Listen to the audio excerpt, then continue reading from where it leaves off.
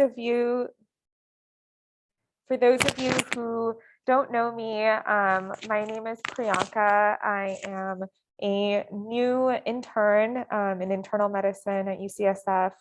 And I am super, super excited to be here for today's episode of VMR and WDx. I'm joined today with some other awesome members of our team, so I'll let them introduce themselves.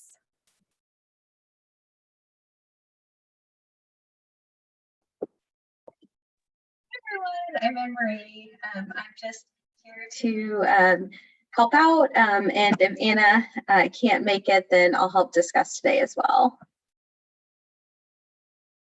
Hi everyone, I'm Laura. I'm a third-year medical student from Brazil, and I'll do the scribing today. Happy to be here with you. Yeah, hello everyone, I'm Vale. I'm doing teaching points today, super excited to hear the case, and yeah, hope we have a great discussion. Hey everyone, I'm Sakriti and I'm an intern, new intern too, like Priyanka, and really excited for all of you to be here today. Hi everyone, I'm Daniela. I'm a fifth-year medical student from Brazil, and I'm going to be helping out everyone, and I'm also very happy to be here and see the discussion today. Awesome. Can we clarify, do we have assigned discussants? I was happy to volunteer to discuss today, but if there's anybody outside of the team who wants to discuss, please feel free to jump in. Hi, my name is Priya. I'm signing in from Dallas. I'm an international medical graduate from India. If you don't mind, I would like to be a discussant. I think I discussed with Anna. She's missing from the call today. Awesome. Nice to meet you virtually, Priya. Yeah, we'd love to have you as a discussant today. Thank you so much. Awesome. And then Sukriti, as always, I'm so excited to learn from you. And then I know that we had a couple people that had cases. I believe, let's see, someone had messaged me. David, yeah, David had messaged me. Yes. Okay, but it also sounds like someone else may have a case as well. Is that right? Yeah, we had coordinated beforehand. Catalina had spoken to Anna. She had a case. Awesome. So David, if it's okay, if we could save your case for another VMR episode, would that be okay? Yeah, that's fine. Awesome. And then Catalina, we'll hear from you today. Hi everyone, I'm Catalina, fifth-year medical student from Peru, and it's my first time presenting a case, so I'm very excited. Awesome. Cool. I guess we can, I'm not sure if Anna can join us. She may be stuck in something clinical or non-clinical related, but if she joins us, more the merrier. But for now, Anne-Marie, do you and I want to pair off with the discussants? That's great. Priyanka, do you want to take the first or second aliquot? It doesn't matter to me. I can take the first one. Awesome. Let's do this. Cool. And then do you have a preference? So Kriti, should we discuss together? Yeah. Okay.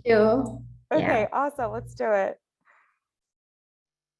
Cool. And then it'll be Priya and Anne-Marie. Sure. Awesome. Catalina, take it away. Okay, so the chief complaint is altered mental status. Would you like me to pause here or should I give more information? I think you can give a little bit more information. Okay, so it's a 26-year-old male, previously healthy, presented to the ER with altered mental status. The family reports that 9 days before seeking medical care, the patient developed a fever of 39 degrees Celsius associated with shortness of breath that appeared with moderate to minimal exercise. Would you like more information?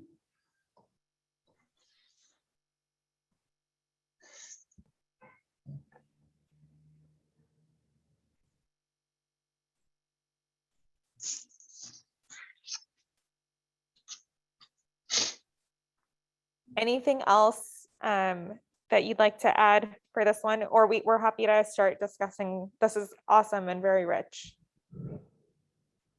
As you wish. I have like another aliquot of also the like many other symptoms, but you can discuss here if you prefer to, and then I add more information. I think we can start here. Okay. So I'm super excited to discuss with Priyanka, Anne-Marie, and Priya today. And then starting off, so seems like, and then Catalina, I just want to clarify, this was a 56-year-old and not a 26. No, sorry, 26. Oh, okay. Okay, so we have a relatively young male who comes in with altered mental status. And I think immediately this raises our antenna because, you know, it clues us into the severity of what this clinical syndrome might be. He's young, he was previously healthy, and now, you know, he's come with a sudden change in his health, and it's significant. And so going back, I think Catalina said he has a 9-day history of when this syndrome started, which started with fever, shortness of breath, with exertion. So I think 9 days is relatively long. It's not hyperacute. Goes into the range of acute to subacute. So this, and then the altered mental status, Catalina, was this, how acute is the altered mental status? The altered mental status appeared like 2 days before admission, which I'm gonna mention it in the next aliquot. So Okay. the first days he didn't have it. Okay, so his clinical syndrome, the second thing that we get is that it's clearly progressive. So it started with fever, and as we've learned on VMR, fever we translate to inflammation, not necessarily infection. But the first thing to consider is an infection, just because of like base rate and also how you treat these patients. So somebody who has like autoimmune or a malignant pathology, you probably give them, you know, chemotherapy or immunosuppressants, and that can exacerbate an infection. So always helpful to rule out an infection. And then he has the shortness of breath, and I think the shortness of breath helps us to localize where possible inflammation or infection could be. And that kind of localizes it to the cardiopulmonary system. I mean, just thinking about the dyspnea pyramid, there are other systems to consider, like, you know, it could be psychiatric, it could be metabolic, acidosis could cause shortness of breath. And then, you know, in the context of infection, you think, is he in sepsis? You know, the acidosis, that could also lead to the shortness of breath. But I think just keeping base rate in mind, I would think that this is some sort of inflammation of the cardiopulmonary system. And then, I mean, layering on the altered mental status, it's hard to tell right now if, you know, you have like involvement, if this is like extension of the pathology to the brain, or it's sort of subsequent to what's happening in the chest.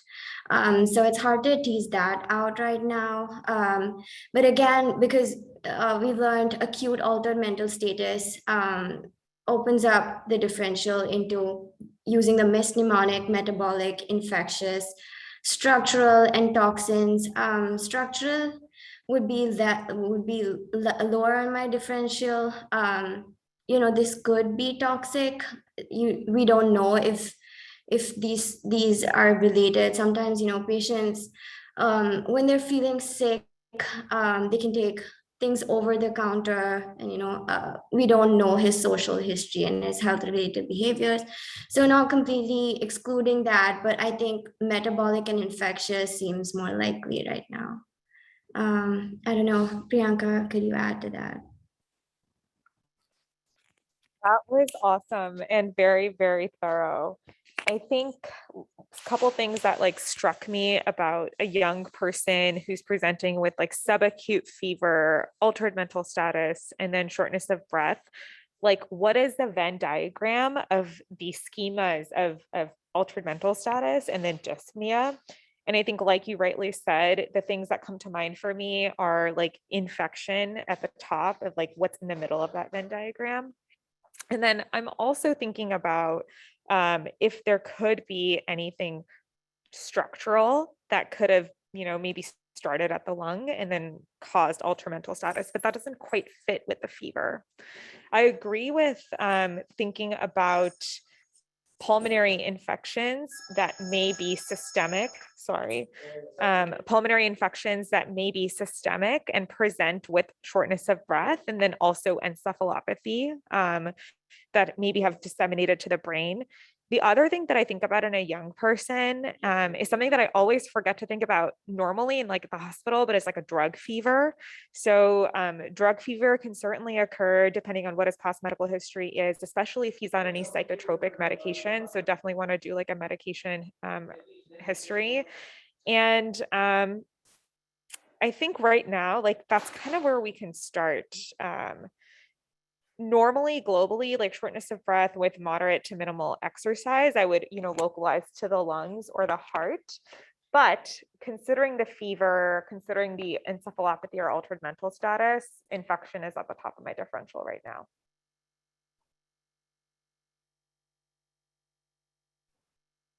Okay, so I continue, right?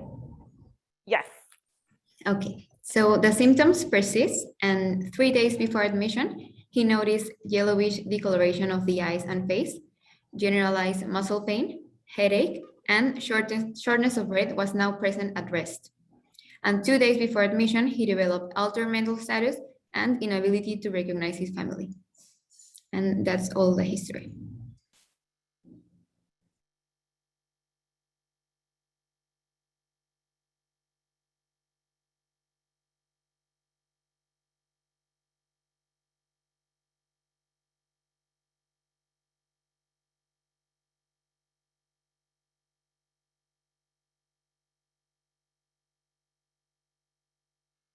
Anne-Marie, I think you're unmuted.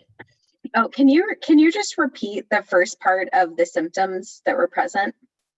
Of course, the symptoms persist, and 3 days before admission, he noticed yellowish discoloration of the eyes and face, generalized muscle pain, headache, and shortness of breath present at rest.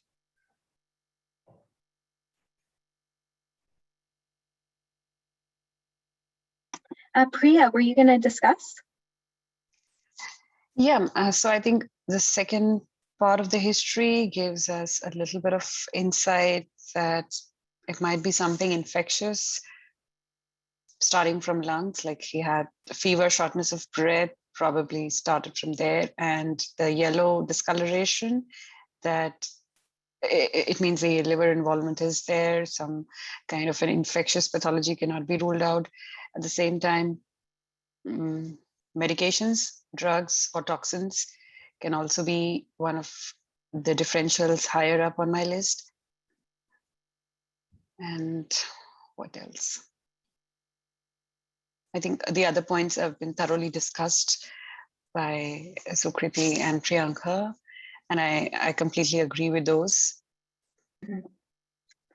Yeah, some great thoughts. So I think at first we were struggling to find the center of gravity. It's a young patient coming in with something that's a big change from baseline, which, knowing the immune system, knowing the epidemiological clues here would be really helpful. So, knowing previously healthy, any immune compromise, any exposures, kind of what part of the world is this patient coming from, is going to kind of help us narrow the lens here. But it started out just really broad, knowing that there's like fever and inflammation, but not being able to quite localize kind of what's the center of gravity, it seemed, our first thought was like, is there infection involving the brain? And then do we need to be worried about either the lungs or the heart with this like shortness of breath and everything like that? And after you think about infection, also thinking about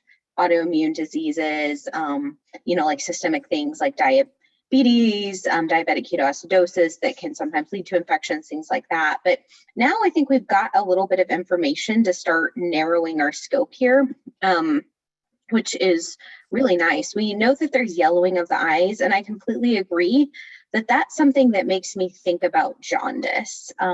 Usually when the bilirubin is greater than about 2.5, you can see that yellowing of the eyes. And so I'm definitely going to be thinking about looking at the hepatic panel and seeing what the bilirubin is. Now, if this is in fact due to bilirubin elevation, we have to think about, is this an indirect hyperbilirubinemia due to increased turnover and bilirubin basically being sent into the liver, or is this a direct bilirubin related to basically inability to secrete some of that bilirubin out? So, getting that information on the labs, assuming that there is in fact a bilirubin elevation, is also going to help us, because now I think we're thinking about, like, could there be either like an infection or hemolysis leading to this, or could there be some sort of liver pathology, and could the liver pathology connect to the altered mental status?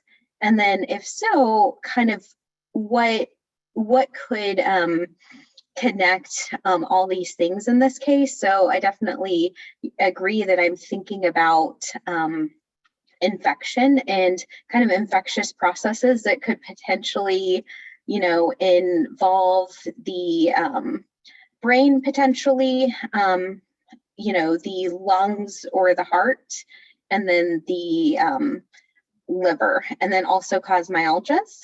So some things that come into mind are, these are zebras, and so we definitely want to be thinking about like base rate, common things first, like pneumonia, like cellulitis, things like that. But when you're looking at a lot of different organ systems, I'm definitely thinking about, could this be a rare, like multisystemic cause here? So could this be leptospirosis here? So kind of figuring out risk factors, exposures, things like this. Could this be Coxiella? Could this be some fungal infection, or some other disseminated infection? So I think that as we get on in the case, we're going to get more clues to help narrow, and then also hopefully we'll get some information on the immune status and background information. I'm excited to hear more.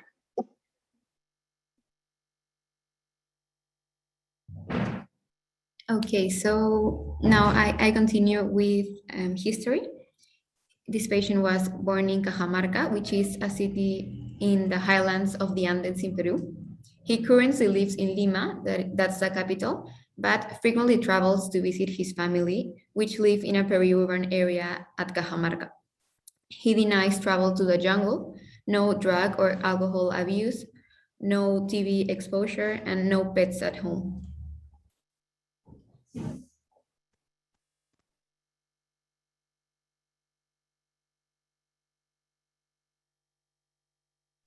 Maybe we can get the vital signs. Of course. So temperature was 38.5. Blood pressure was 100/68. The heart rate was 98, and the respiratory rate was 24. Do I pause here? Yeah, this should be good. How many more aliquots do you have? Because we could also get the physical exam, depending on how much. I have physical exam and 2 aliquots of labs. Okay. Maybe we can get the physical exam then. Okay, so patient was in acute distress with generalized jaundice, marked pallor, and no rash. On the cardiovascular system, rhythmic heart sounds, no murmurs. On the respiratory system, chest with diffuse rales. Abdomen was soft, non-tender, no hepatomegaly, no splenomegaly either. And on the neuro exam, he was disoriented in time and place with Glasgow Coma Scale of 14, no focal neurologic sign, and no meningeal signs. And the rest of the exam was also normal. Did he have any notable past medical history, medications? No, Social no history. medications, nothing. He was healthy.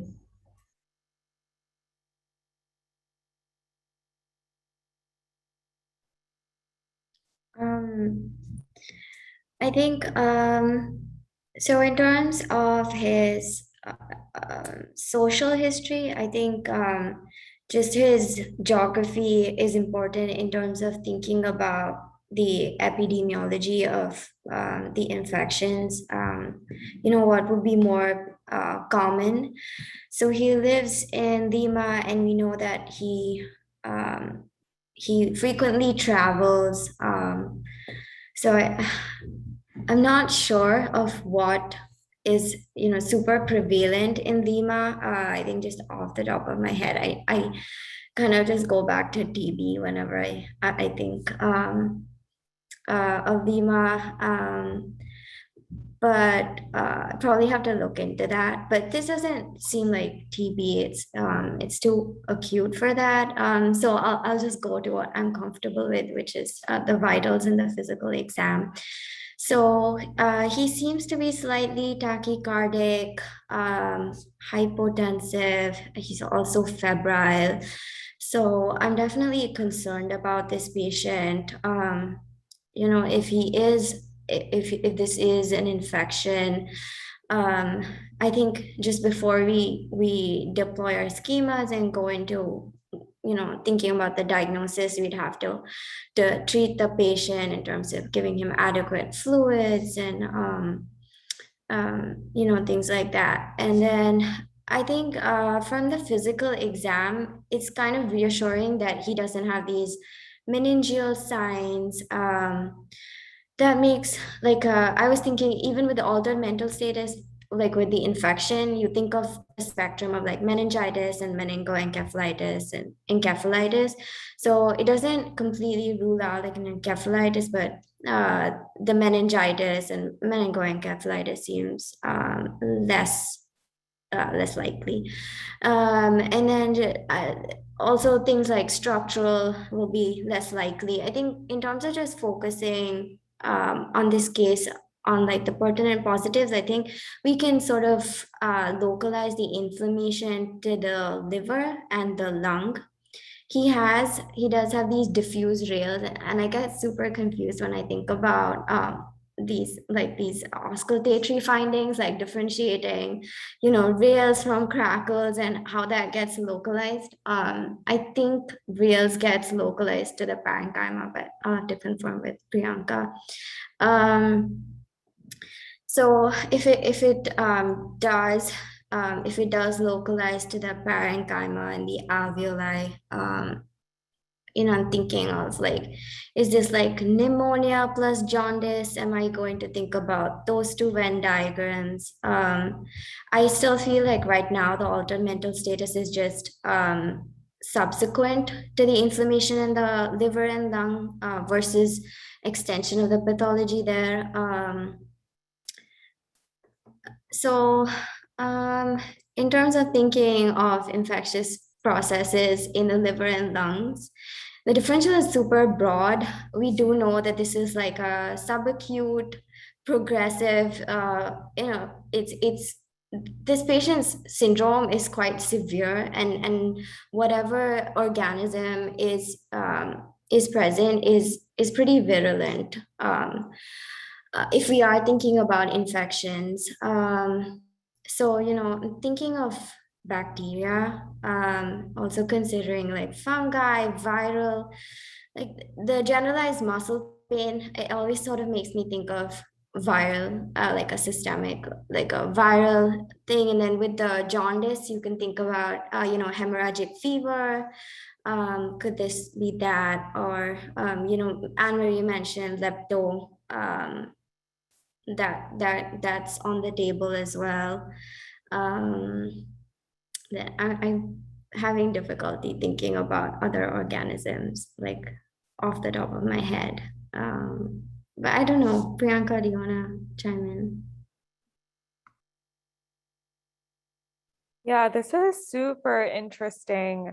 I think based on the information that we have in this aliquot, the progress that we can make is one that we have possibly some idea of what bugs are associated with the Cajamarca in Lima and in Peru. So we can think about, if we're thinking about infection, what is endemic there? And then I agree with you that based on the physical exam, this still to me localizes to some pathology in the liver. And I am trying to figure out, like, is this all originating in the liver and then causing pulmonary like sequelae and then encephalopathy? Or are there like multiple things going on?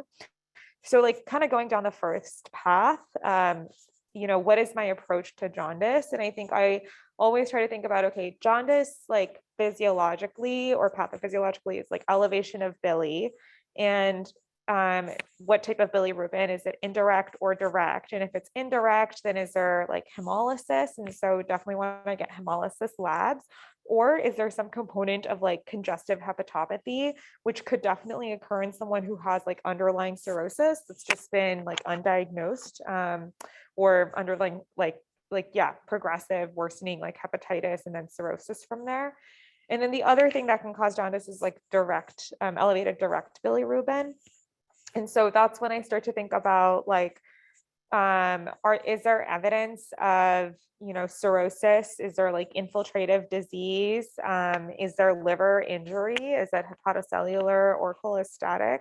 And I think at this point, to really understand the etiology of the jaundice, would need like some more lab and imaging studies. If those things sort of further localize the disease to the liver, I would be curious to know if the infection, if we're, whatever pulmonary findings that we're seeing, and then the encephalopathy is related to an infection in the setting of very acute liver disease. And so I think that's where like my brain is going now. My first pass at sort of moving forward in this case, like if I were like taking care of this patient in the hospital, would be to like further interrogate the cause of this jaundice. Also then to see like the degree of the pulmonary disease. And then in terms of like bugs that are endemic to Peru, I feel very similarly. I also think about like TB, but I agree with the time course doesn't quite make sense. I would definitely think about like hepatitis, leptospirosis in this case, malaria, dengue. Those things can certainly cause a liver disease. I'm not totally sure if they can cause it like so acutely and so severely, but those are just the first pass things that I'm thinking about as well.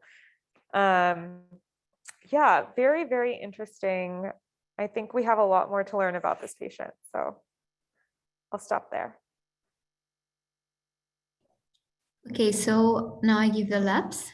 We have hemoglobin 4.5, hematocrit 15%. The reticulocytes were 8%. On the white blood cells, it was 9, with 71% neutrophils, 19% lymphs, 2% monos, and 3% eos. Platelets, 250,000. BUN was 44, creatinine was 0.8. On bilirubin was 4, with 0.7 direct bilirubin. The AST was 34, ALT was 201, ALK-Phos was 232. And they also did a chest X-ray that reported bilateral alveolar infiltrates that were consistent with acute respiratory distress syndrome or congestive heart failure.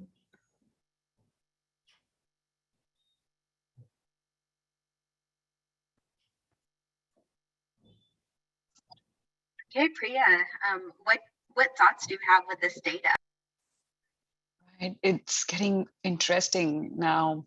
I was having thoughts about early stages of sepsis. Is the patient heading towards that? Seeing his vitals are low and the blood pressure is going down. Could it be a result of bacterial disseminated and then heading towards sepsis? On the other hand, with the rash, jaundice, history of travel to the mountains, back and forth, could be like atypical bug, viral infection, but then the labs opened a new picture, like it's showing low hemoglobin. So probably it's hemolytic. The bilirubin thing is coming from there. It looks like an acute hemolytic process at the same time. So I would have a couple of differentials in mind, like is it a generalized inflammatory state, which is causing generalized capillary leakage, which is manifesting as in the CNS, there is altered mental status because of cerebral edema, probably because there is no meningeal signs. In the lungs, there are diffuse trails, so probably the hydrostatic pressures down there as well. And liver is affected primarily because of the disease or due to the hemolytic process. So I would definitely look for a peripheral smear as well at this time, but inclined towards more of the zoonotic infections. Yeah, definitely some interesting data we have here. I do feel like we're given some information to help narrow things, but I still have a lot of questions here, and I agree. I sometimes think when I see stuff, is there anything that like I'm surprised about or jumps out at me? And some of the big things that jump out at me are the hemoglobin of 4.5 with a retic count of 8. So you definitely want to, or retic percentage of 8. So you definitely want to correct the reticulocyte percentage for the degree of hemoglobin, so you can come up with an index, but it does look like that there's probably some sort of destructive process at play here that could be contributing. However, I would want to confirm that because there are other things that can cause indirect bilirubin rise, as Priyanka mentioned. So I'd want to definitely get an LDH and haptoglobin, and then also a peripheral smear, as you mentioned, and I'd get a thick and thin smear as well. So just thinking about kind of if there is indeed hemolysis, and we're also thinking about infection, there's a few different things that I think about. I think about, could this be some sort of infection that's actually causing the hemolysis? So the big thing I think about is malaria here, especially like with being in the mountains and everything like that. But you can also get it from babesiosis, Bartonella. There's Arroyo Fever there that I do not know as much about, but some of our friends who work in Peru could say a lot more about. And then like Clostridial species as well can cause like hemolysis. You can also get certain like viral infections that can predispose to autoimmune hemolysis as well. So that's kind of another possible mechanism that we have at play. And then we could also consider that there's a consumptive process like DIC or something like that. But the degree of it makes me think that DIC is probably less likely, but certainly when you get sepsis, you can get cholestasis of critical illness, just, from the degree of sepsis and everything like that, and then get some consumption from the DIC. I will say that the platelets are normal, which makes me think less about like a MAHA process where there's consumption of both the hemoglobin and the platelets as well. There could be other processes that can lead to like fever, other MAHAs, like TTP. Again, I think it's less likely because the platelets are normal, and then other autoimmune diseases leading to hemolytic anemias as well, or just like stress causing or antibiotics causing G6PD. So there's a lot of things, assuming that our hypothesis about hemolysis is correct, but certainly sepsis itself can lead to cholestasis of critical illness or heart failure, or a lot of other things can cause like this indirect hyperbilirubinemia picture. That ALT and ALK phos are both elevated. I was a little surprised that the ALT was elevated out of proportion to the AST, because normally if it's hemolysis driving it, the AST is out of proportion to the ALT. So that does make me wonder if something is happening in the liver itself, as well as the elevated ALK phos. So I would want to get a GGT, and then I definitely want to get further imaging of the biliary tract as well to try to figure out what's going on there, and then sending more markers for hepatitis as well, kind of while we're working up this hemolysis. Some of the liver abnormalities could be due to like poor perfusion and everything as well. And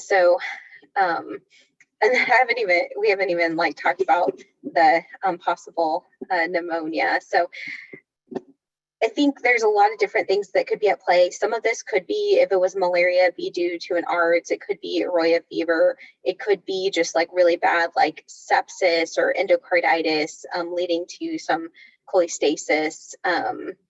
Could be malaria. So I'd be interested in the sodium and the potassium, because in leptospirosis, a lot of times you get like hyponatremia. I'd be interested. But it seems like the renal function is normal, which a lot of times you get renal failure and everything there. So I'm excited to get more information to move the case forward. Any other thoughts that you all had about kind of what could be going on here? I have a question, Anne-Marie. Two questions. One was for the reticulocyte percentage and then the index, just like plugging it into one of those calculators. It looks like just based on that, it's hypoproliferative. But I wonder too if there's like a mixed picture here of hypoproliferative and then maybe like destruction. And then my second question was like, you had mentioned for the smear, a thick and a thin prep. What do you look for, or like what do those two show versus just a regular smear?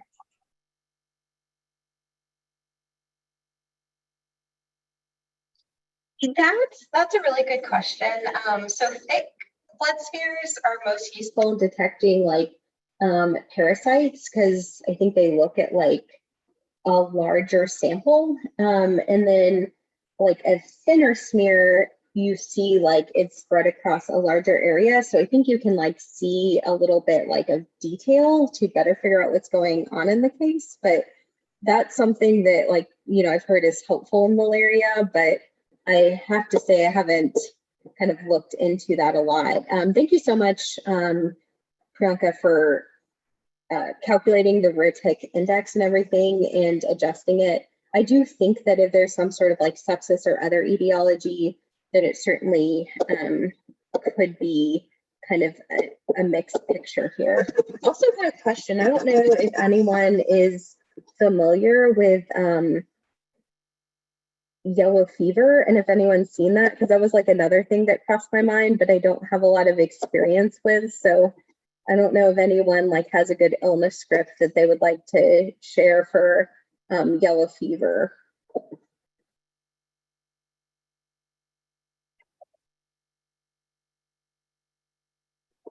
It looks like Sarah does. I don't know if it's okay to talk about it, but I'm a medical student from Brazil, so we have to deal with a lot of yellow fever cases, especially in the hospital that I'm currently working in. And the thing that I thought about this patient being with yellow fever, it's because it's a very serious disease that has an acute phase of the disease, and then it goes to the chronic case when it gets a bit more serious about it. So I thought that maybe this patient would be in the acute phase of the med with the yellow fever, that the patient usually gets like very, very frustrated, gives the shivers, and there's a lot of symptoms similar to influenza and the flu, but the patient gets more, how can I say that? It's a toxic phase. So generally like how can I say that? I'm so sorry if I say something wrong, but it can cause like headache, loss of appetite, anorexia, and generalized muscle pain that really matches with this patient. So I thought it was like a very, I don't know about like another disease in Peru, but if this patient was in Brazil, that would probably be something that people would look into it. I don't know if I made myself.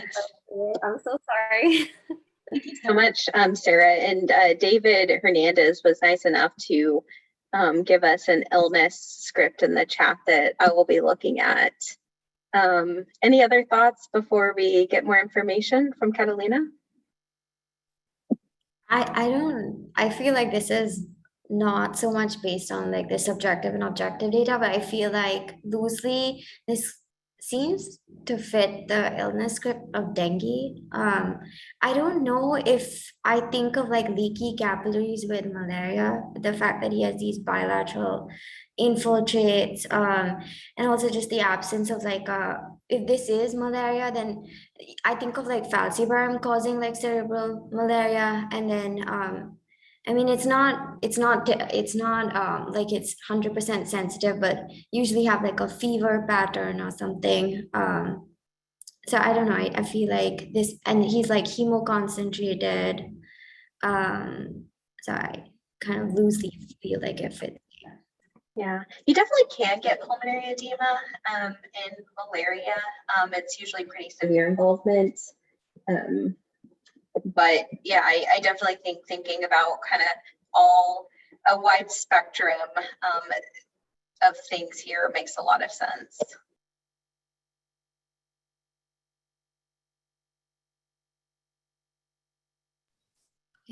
Shall I continue? Yes, please. Okay, well, this is the last aligot actually. It's a picture of what was seen on a blood smear. So can I show it? Like, I don't know if I can share screen. I can't. Let me make you a co-host. Give me 1 second.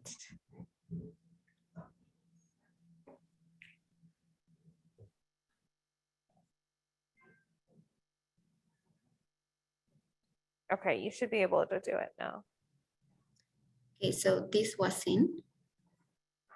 So there were no schistocytes, and we see some bacilli and coccobacilli inside the red blood cells, and that made a diagnosis.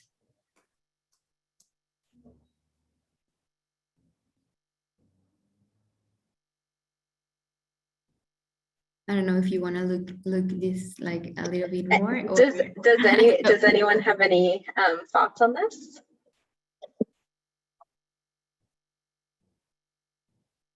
Wait, so it's bacilli inside the red blood cell? Yeah, I think that please correct me if I'm wrong, that Arroyo Fever can sometimes look similar to this, but this is a diagnosis that I've literally never seen myself. So maybe someone who is from Peru or surrounding areas could let me know about this.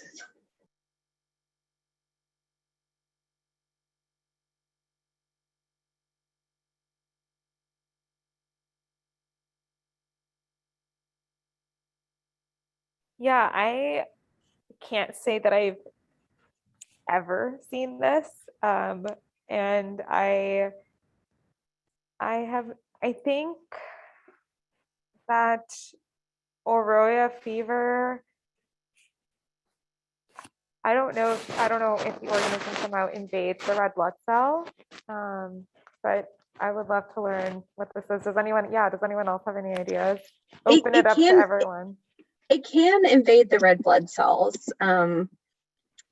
So I know that because it is one of the causes of hemolytic anemia, but this is something I've never seen in real life. So I would be very interested. Does anyone have any other thoughts?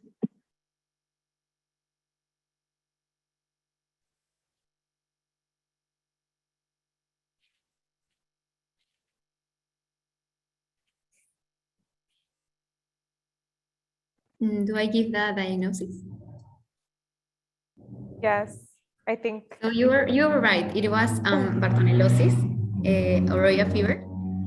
It's actually a bacilli. It's on the erythrocyte that makes the diagnosis. It also can be seen as cocky bacilli, mostly like in chronic infections. But you are right. It's a difficult diagnosis because this disease is restricted to Ecuador, Colombia, and Peru, nothing else.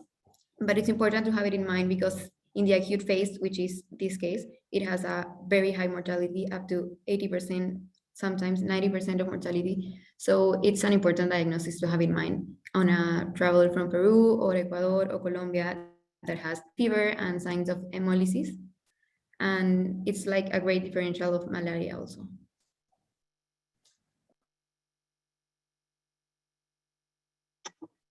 Thank you so much, Catalina. Do you have kind of any key points for us about kind of the illness script of this and kind of how it presents and everything? Because as you can tell, a lot of us who have never seen a case, and so this is just an awesome opportunity to get to learn through you as well. Well, Gabriel sent through the chat an illness script it's awesome. The main point about this disease is basically have in mind that it infects the erythrocytes, so it causes hemolysis. It can present asymptomatic, but it also can present like in this case. And it also exists as in a chronic form, which is called Verruga peruana. And in that form, it's very similar to the bacillary angiomatosis seen on HIV patients infected with Bartonellas. It's basically the same. The diagnosis is with like epidemiology and HIV negative status because histopathologically they look the same, these lesions. And so just have in mind this differential when thinking on a traveler that's returning from these endemic areas. And another important point is that even though many people can think that like could be thinking about malaria, actually the zones that have Arroyo Fever are not too similar to the zones that have malaria in Peru because of the vector.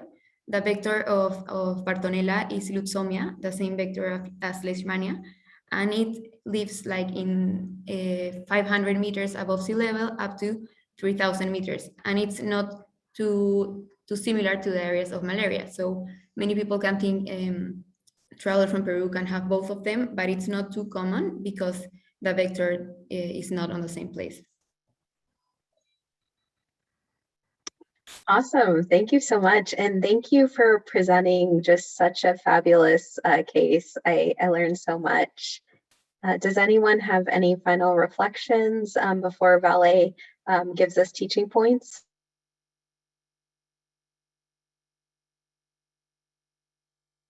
Thank you so much. Yeah, just echoing what Priyanka and Anne-Marie said. Thank you, Catalina, for bringing the case. Like, I think the whole community really benefited.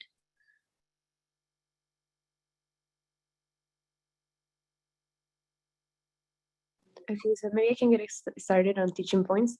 Thank you so much, Kata, for this amazing case and for being your first presentation. I'm really, really impressed. You did amazing. And so we started with the chief concern of altered mental status, and we think always about the mnemonic that includes metabolic, infectious, structural, and toxic etiologies. But when combining with an inflammatory clue, which was fever, we need to think about localizing features. And in this case, the shortness of breath localizes us to the thorax, which was actually confirmed with a physical exam and the imaging. But in this case, we can think about an infectious etiology or something thorax like pulmonary or cardiac disseminating and becoming a systemic illness that can conclude in an encephalopathy. And then also doing a Venn diagram with the age. A pearl that I collected from one previous VMR was that extrastructural causes are more common in young patients, but we should also keep in mind drugs and metabolic etiologies. As Priyanka mentioned, drug fevers in a hospitalized patient is something important and common. And then with the clue that the patient had jaundice, we should think about the differential direct versus indirect, in which case we can think about something affecting the hepatobiliary system, causing a direct hypobilirubinemia, or an indirect cause, such as something like hemolysis. And this could fit the AMS presentation because an acute liver failure, such as at the onset of this patient, could lead to an encephalopathy. And so we did an infectious disease liver plus lung Venn diagram.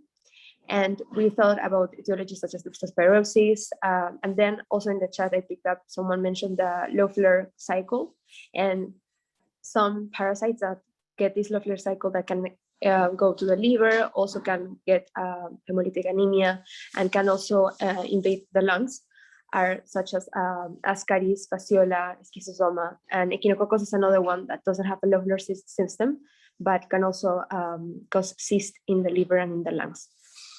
And then when we confirmed that this was a hemolytic anemia, we thought about infectious causes such as Babesia, malaria, and Bartonella.